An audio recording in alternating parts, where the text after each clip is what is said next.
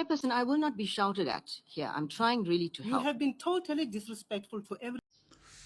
Hayi, sekwenzeka into engajwayelekile la. Zithe imoto ifolile. Zishaya ngesinye ispeed ku-N1. Sibeke phansi eThekwini kumaholide. Shaya ngo-140, 160, 200. Hey, wayeseyidonsile yakhe uShila Batoyi i-handbrake. Wamane wadonsa i-handbrake nje phakathi ku-freeway. Hey, wathi yena useyagoduka manje uyaphuma la. Ukwenze kuleli komiti lika ikhomishana le kaNzimande. Khona namhlanje kusafakazwa kumnandi kunje. Xa uyimbuzo ke nganza kwethu. Laphana leya commission ino 3 weeks yaba khona. Isizathu sayo ukuthi yena uShila Batoyi wamisa umshushiso omkhulu waseGoli uAndrew Chauke ethi umsebenzi awenzile awumuhle. Sizobuye sichaze ukuthi kwenzakalani lapha. Sakudidwe ilento ayenzile nje uBatoyi la uShamila Batoyi. Leya commissioner ke ina 3 weeks iqalile. Ibihamba kahle nje noma bekukhona ke ukukhombisa kuyena lesalwazi ukuthi hayi siyakuthanda ukuncengwa futhi sona asihloniphi umuntu. Sizithwele. Kwesinye isikhathi sesibuye ngathi sesidakiwe. Siyayiphika imibuzo isikhathi esiningi masikhuluma sithi I don't recall. Nanoma yini ubuza ngayo sithi I don't recall. Kangokuthi kuyadida ngempela ukuthi kwenzakalani lapha. Lento ke ishintshile eviki edlule emva ukufika kuka advocate noma umshushisi lo ohlonishwayo kuthiwa uThembeka Ngcuka Itobi omele yena uChauke lo. Hayi ke izinto zangamhambela kahle. NgoLwesihlanu sekuvele kubheda. Namhlanje ke iqale ngelinye igiya elingelihle ekukhombisa inkani enkulu lo mama lo ekhombisa futhi nanokuthi ezinye zezinto kwakuthiwa abuye nazo ngoLwesihlanu ziyashayisana kakhulu. Utheme ngabona ukuthi hayi ngathi liyamchitha leli cala lifuna ukumgojela manje kanti empeleni befanele lifavor yena le hearing le achaze uyena odonse lento le. Kodwa manje ngathi yamjikela ifuna ukushaya yena. Isenza senzile kuthiwe nje ngebreak ayicelile wangabe sabuya watholakala ehlalele la behlezi khona wathi behleze office yena usekhathele.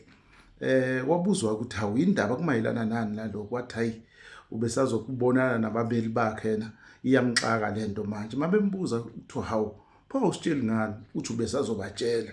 Kuthiwa ke uzoba ready nini uthe yena akekho ready ukuphendula umbuzo uzophendula ngonyaka ozayo. Usayolala yena manje ushiswa ikhanda. Namhlanje kube khombisa amasayini ukuthi ngathi udakiwe sengathi umuntu ophuzayo uphuzo liphezulu kulo mama. Bayahlupha ke babili kule insuku laba shushisi noma labameli abasendiya nganza kwethu. Kuthiwa banomlando omubi ongasiphathi kahle nokweyisa nokudelela sebeneminyaka benza lento le. Siyabakhumbula ke bakabavela bobabili lapha ku-Adco committee ekomiti laseParliament lela mayelana nezinsolo ezayivezwe uGeneral Mkhwanazi yokuthi abashushisi bala eSouth Africa sengathi bayifumbatha kakhulu imali ingakho amacala ingayindawo. Siyakubona ke kule hearing yakhe uBatoyi ukuthi ayikhona kuningi okufuna ukwenziwa la. Kodwa ke abanye sebeyasisho isiga sakhe lesikuthi siyafana nesake senze bathi abaqala ukusibona. Bafuna ukwazi ukuthi kuzofana yini izinto ezomlandela lezi kuthiwa ama consequences.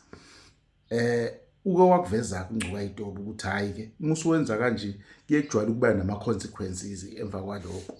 Siyazi ukuthi kunomongameli ubaba uJay-Z naye kwakwenzeka into ecishe ifana le. Kwalandela ke ukuthi kube nama consequences waboshwa. Asazi ke noma ke umthetho usebenza ngendlela efanayo. Sifuna ukubona ke lokho ukuthi kuzo apply yini okwa apply ngaka left kuzo apply ngaka right. Kwezinye ke ingena manje ngomlomo kamongameli uthi mayelana neMadlanga Commission nombiko wayo ezowuthula ngomhla ka17 uthi isizathu sokuthi lo wambiko ubekwe kahle ungavezelwa thina ingoba thina siyakhuluma lezi zinto sikhuluma ezihlangalaleni igcina isibeke ofakazi impilo zabo engcupheni. Lokhu kwenzelwa ukuthi ofakazi baphephe. Singajabula ukuthi ke eSouth Africa kokuqala ukuthi ofakazi bacatshangelwe. Siyazi ukuthi amacala amaningi awaqhubeki ngoba abantu abacabangi ngisho ukuyofakaza ngoba bayazi ukuthi uma bebuya laphana kuzokwenzeka noma yini kubona. Yenziwa yilabo bantu ababasukele noma imindeni yabo noma abangani babo. So ofakazi bahlale bengaphephile. So uthi umongameli ke isizathu ke leso ukuthi abavikele sibonile ke lapha kuleya ndoda uWitness D ukuthi kuphethe kanjani. Baningi ke abasatshiswayo, abanye bathunjwa, abanye basatshiswa khona enkantolo kwathiwa bazophelela ejele besatshiswa yile yandoda uPaul O'Sullivan. Mhlambe kuyinto enhle ke lokho uma ngabe ngempela isizathu kuyileso.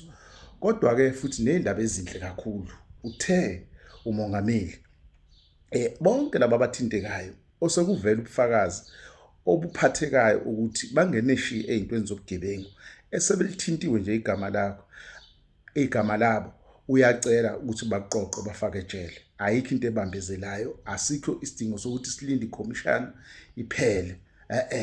Uthi abaqoqwe nje. Siyacabanga ukuthi emva kwalombiko kunalamadoda aqala lolu daba ekuzofanele aqala nyakazeke manje. Asipho uKhisimusi omuhle, sicela ipresent kulawa amadoda sesovala unyaka. Ngikhuluma ngoFani Masemola, ngikhuluma ngoDumsani Khumalo, ngikhuluma ngoNhlanhla Mkhwanazi namathimba abo. Sesicela belungeke bafowethu, basipho uKhisimusi. Asithola uKhisimusi oshayisa ngomoya bafowethu. Bahambe labantu ekufanele bahambe emphakathini yethu. Bohlala endaweni ebafanele. Sisale thina nathi uma ngabe kubheda nakuthina sicoshwe sohlala endaweni ebafanele. Baningi ke laba bantu baningi kakhulu bafowethu. Angazi kufanele kuphuma abaphakathi ejele kungene bona ngendlela abaningi ngayo. Asithembe nje ukuthi azoqala lamadoda asinike uKhisimusi omuhle. Siyabonga.